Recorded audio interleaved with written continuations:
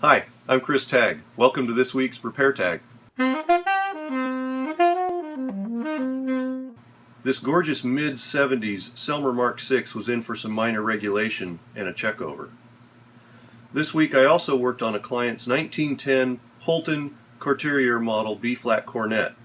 I checked the valve porting as well as looked for any oddities in the bore of the cornet.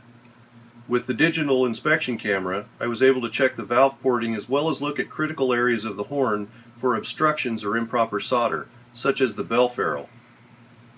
Josh worked on this Virtuoso tenor sax by Berkeley with a burnt nickel finish. All the pads were sticky and it had some regulation issues. After correcting the regulation and cleaning all of the tone holes, everything was working properly. There are always fun things you get to take care of when you own the equipment. My buffing machine switch went south on me. Literally, it went south. It broke in the on position and the toggle switch just hung down. It turns out the switch broke apart. At least we were able to control it with the breaker until I had time to replace the switch. Much better. This client's Yanagisawa 991 curved soprano was having some playing issues around the G.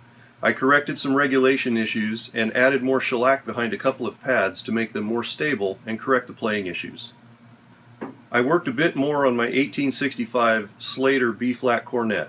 I took the third slide components apart to correct some alignment issues. Another ferrule cracked, and I got to make another one. I took some bell dents out of this older Bach Model 12 trombone.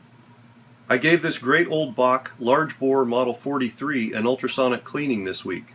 This is a 1965 trumpet, which is a very early Elkhart, Indiana production horn. Well, that does it for this week's episode. Tune in next week for the latest episode of Repair Tag.